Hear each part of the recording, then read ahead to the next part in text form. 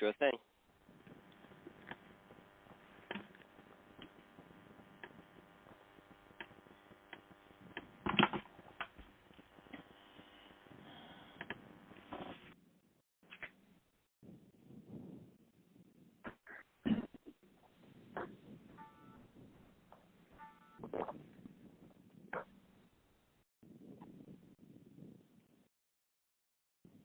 And you can begin. Good evening and welcome to tonight's NERI Teletown Hall with NEA Rhode Island President Larry Pirtle, Executive Director Bob Walsh, and we also have a special guest on the line, Mike Arujo, our union brother from the Stagehands Union in Providence, Local 23, to talk about ballot question number 3 on the Constitutional Convention. We will also be joined soon by Lieutenant Governor candidate Catherine Taylor, who is interested in hearing from you. We'll be talking about the upcoming election and why we need to get out to vote and elect leaders who will fight to protect Rhode Island's working families. To ask a question during the Teletown Hall, please press 0 on your telephone keypad and you'll be connected directly to one of our volunteer operators. Again, press 0 and you'll be able to ask a question. We're going to wait to have a few more people join the call, so as we're waiting, please remember November 4th is a very important election for NERI members across the state, and we're going to need as many members as possible to get out and vote. While we're waiting, just remember this is a special event hosted by NEA Rhode Island, and on the line with us tonight are NERI President Larry Pirtle, Executive Director Bob Walsh, special guest Mike Arujo from Local 23 of the Stagehands Union, and joining us very soon will be Lieutenant Governor candidate Catherine Taylor. So I'm going to turn things over right now to NEA Rhode Island President Larry Pirtle so he can get us kicked off for tonight's event. Larry, it's all yours. Thanks, Pat. And thank all of you for tuning in tonight and listening and taking part. This Tuesday is a very important day, obviously, for education, for public employees and working families, from Congress right on down to our city councils, town councils, and school committee elections. And we wanted to just take a few minutes tonight to talk to you about NEA Rhode Island's positions on some of the issues. This election is a little strange compared to ones we've had in the past because we have not endorsed in the governor's race.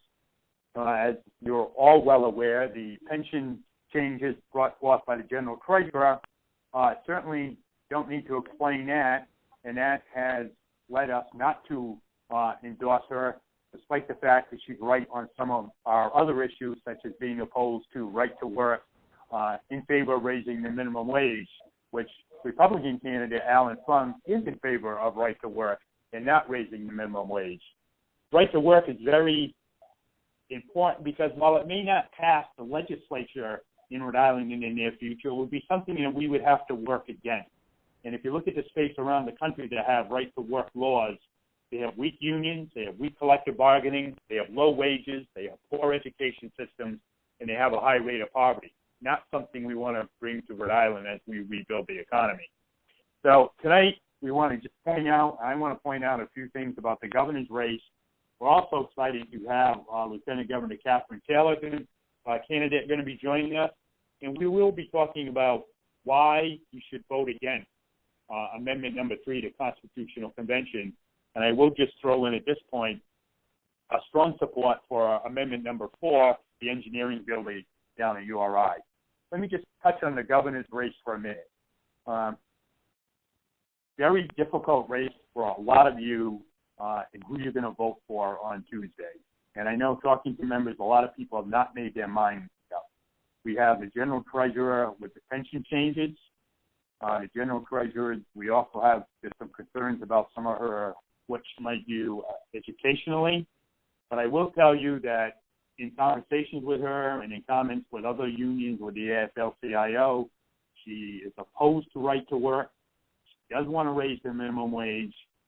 She does not in favor of privatizing or cutting state employee positions, all things that her opponent is in favor of.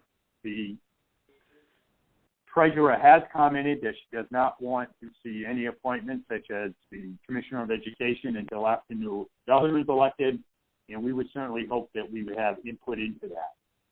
So when you take all of those issues and you look at the two candidates, we ask that whatever decision you make, you look at the big picture in moving forward and make sure that our labor positions and our education positions are supported by whoever you vote for. So again, as you look at both the Democrat and Republican candidates for governor, there's some clear differences on labor issues, on education issues, and we do know that it's very difficult for many of you because of the pension changes. But again, please look at NEA Rhode Island Newsline online for the differences between the candidates as you make your decision, and please think about the future as we move forward. We have right now a very good working relationship with our state legislature, with the Speaker and the Senate President, and we want to move forward with that. We don't want to be fighting bad education policy and anti-collective bargaining policy. Yet we also know that the pension changes that were made were very dramatic and certainly impact a lot of people. But again, we ask you to take a look at the entire picture. We certainly ask you to support Catherine Taylor, the Republican candidate for Lieutenant Governor. Her opponent is a big supporter of Mayoral Academy.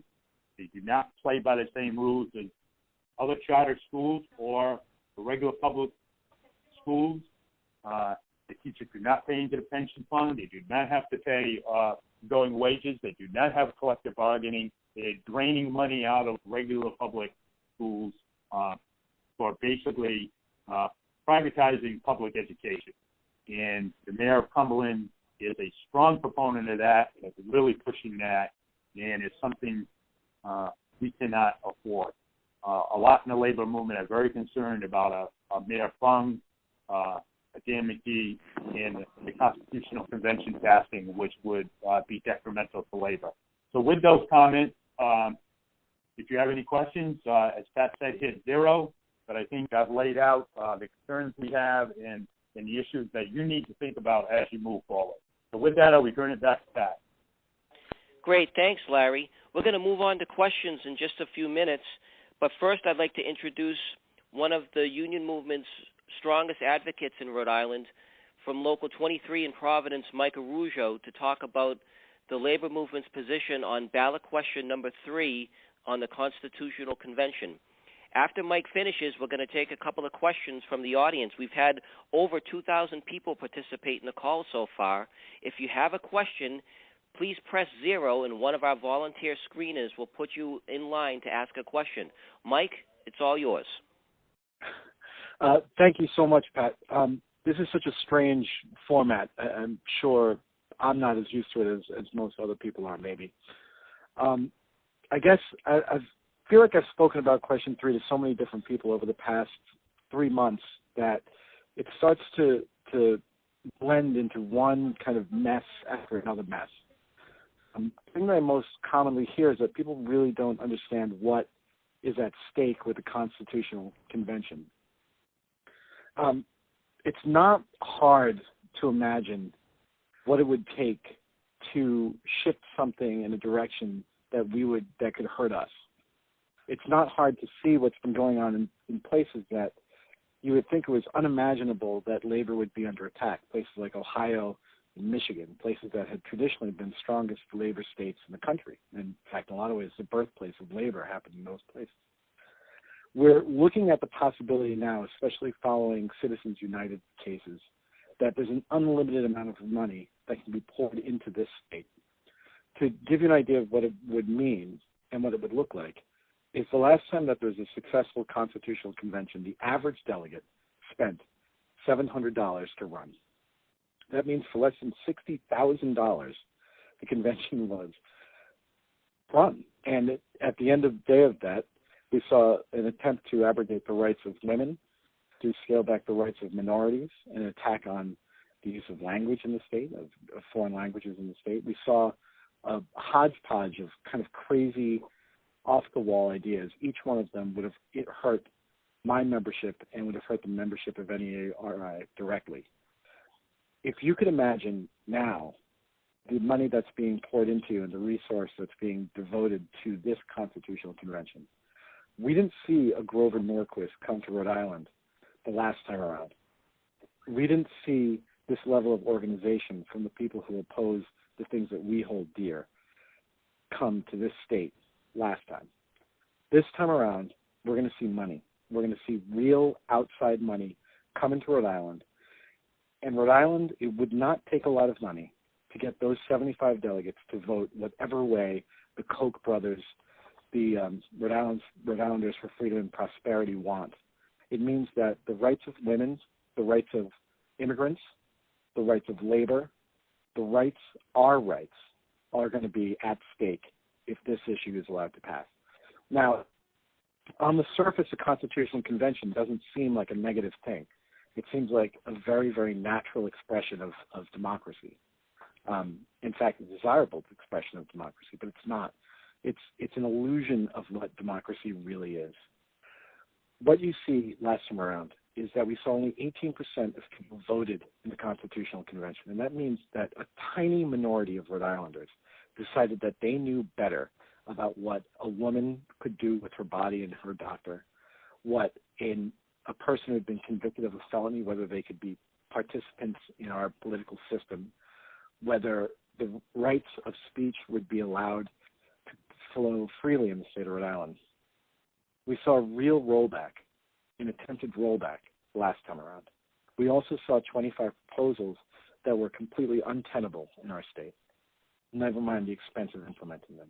And in the case of people with convicted felonies, it took 10 years to undo the damage that convention had done, longer, in fact.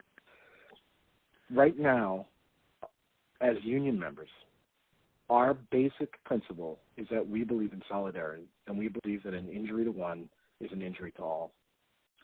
To allow Question 3 to pass would do an untold injury to the state.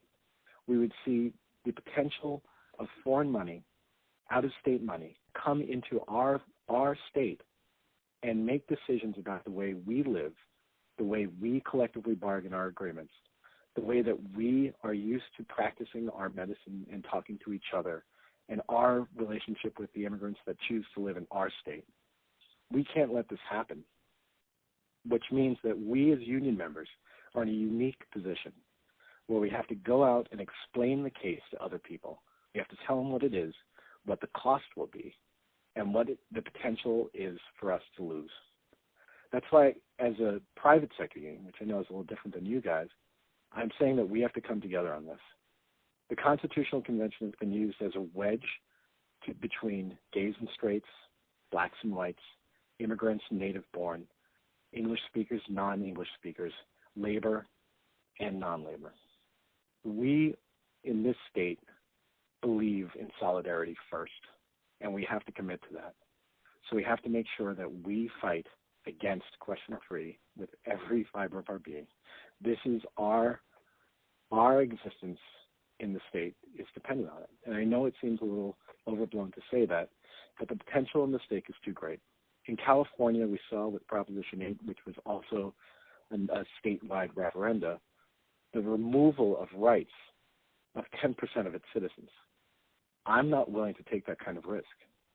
I'm not willing to put rights on an auction block, and I promise to work in solidarity with everybody. So I'm going to urge you to vote against Question 3, and that's what I got. So thank you for giving me your time. Mike, thanks very much. That was a great introduction or great remarks about the importance of voting on Question 3. We have a couple of people that are lined up for questions. So right now, Jennifer from East Providence has a question. Jennifer, you have a question that you wanted to ask. Go ahead. My question is, what are each of the candidates' stance on Deborah Gist? What kind of relationship do they have with her, and what kind of working relationship do you see them having should one of them get elected? That's a great question. Bob, I want to know, do you want to try to answer that, or Larry? Which one of you guys wants to try to answer that? Well, I'll jump in if you'd like. This is Bob. All the candidates in debate have been very careful to say that they won't make any staffing decisions until after they're elected, which is the standard answer. I've put my personal name out there on it's a better bet, in my opinion, that Treasurer Raimondo is likely to replace Gist than Mayor Fung, since he was more aligned with Governor Carcieri, who brought her into the mess in the first place. We don't love any of the three of them on all of their education issues. They're not Clay Pell, to be very blunt about it. But we're hopeful that we would have more. Well, we're neutral in the race, but my personal opinion is that we're hopeful we'd have more influence and get better appointments, like Larry continuing to serve on the Board of Education and in the one I picked. But it's going to be difficult. Replacing. Let's be very blunt about it. Replacing Deborah Gist is one of our top priorities from the K-12 education standpoint. Larry, you want to weigh in on that? Oh, go ahead. Yeah, go ahead, Larry. very, very quickly, Bob hit it right on the head. One of the major things that the governor does is make appointments, and appointments to the Board of Education is critical, not only K-12, but higher ed, as we're seeing with some of the higher ed negotiations currently going on. The other thing is that the mayor of Cranston has been a strong proponent of mayoral academies, and while the treasurer has been a little vague on it, she has said that she believes that there should be one funding system, and that she is concerned about money going from mayoral academies and charter schools to mayoral academies and charter schools and coming out of the regular public schools. And no better example than our friends in Cumberland, who are losing $2 million a year to charter schools, mostly mayoral academies, and say that they can do the education for $400,000. So when you take $1.6 million out of a district, that's a lot of money. The treasurer wants to help solve that problem. The mayor continues to support the expansion of mayoral academies. Great. Thanks, Larry. Before we move on to our next speaker, I just want to remind everyone on the call that if you have a question at any point, please press 0, and our volunteer screeners will take your information and put you on the line. So at this point, I'd like to invite our very special guest, Catherine Taylor, who's our candidate for Lieutenant Governor, to join the conversation. Catherine, why don't you take a moment and explain why you're running for Lieutenant Governor to the members of NEA Rhode Island? Thank you, Pat, and good evening, everyone. And I want to also thank NEA Rhode Island for endorsing my candidacy. I know you could have decided not to endorse at all in this race, and it means a lot to me to be working together for this win. I'm running for Lieutenant Governor because I, as a citizen and as a taxpayer, want to make sure that the person in that role isn't there for a title or for a promotion or to do a pet project with our money, but to do what's called for by law in that role.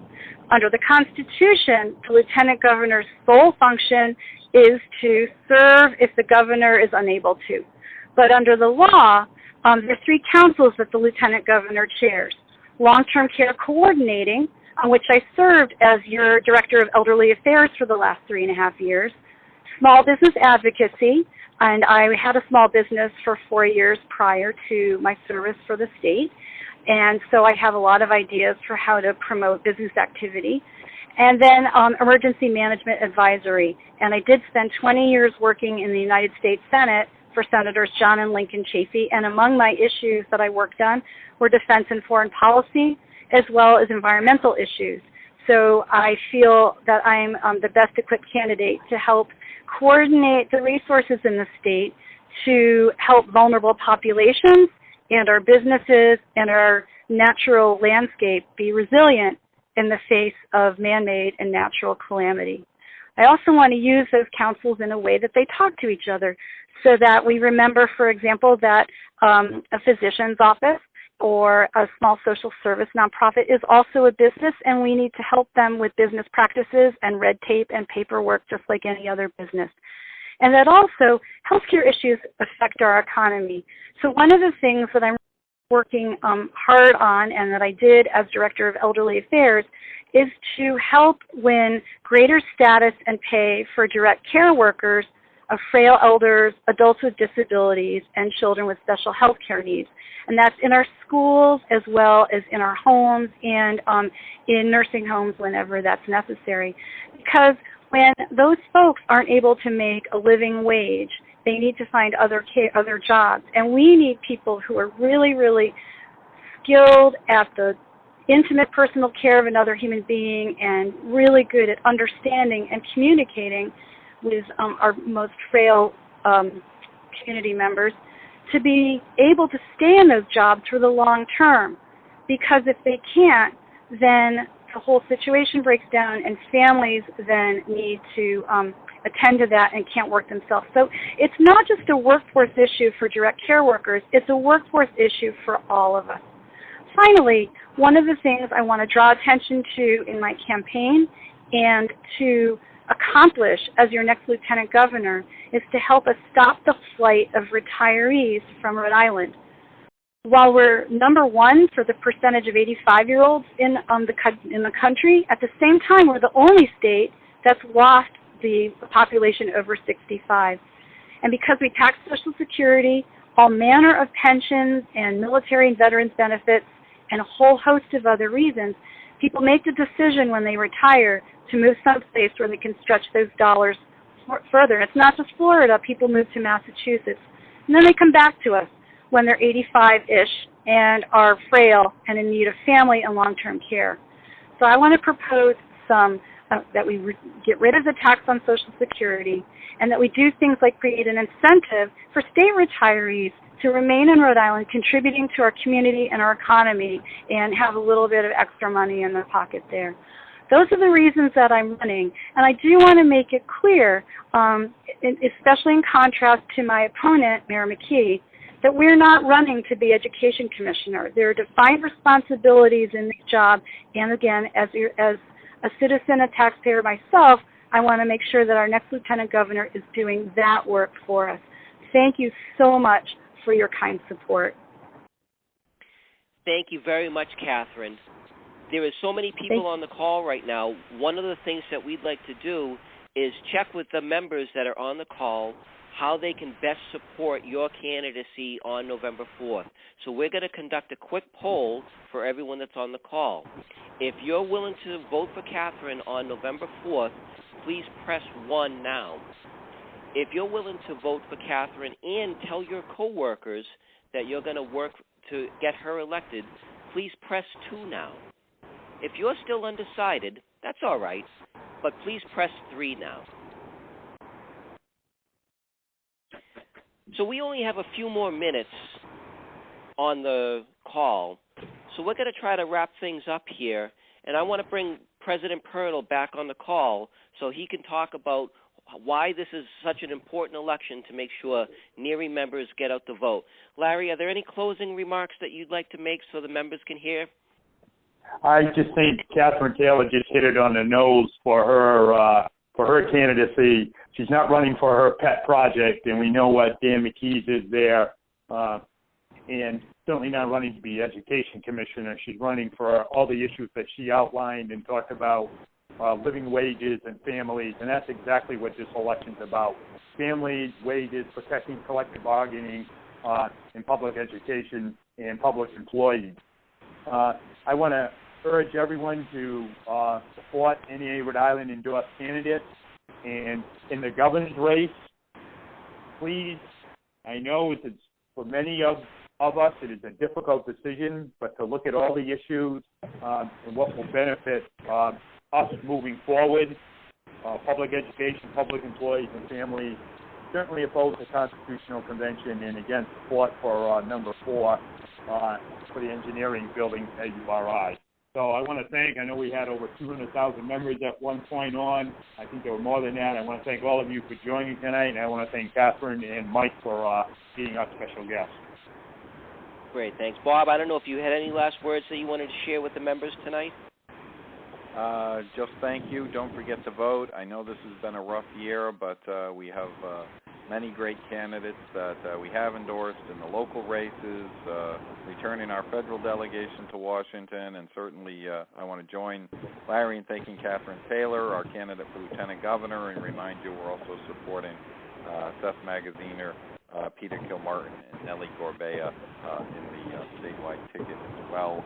So we do have a lot of good work and a lot of good choices to make, and keep up the good work.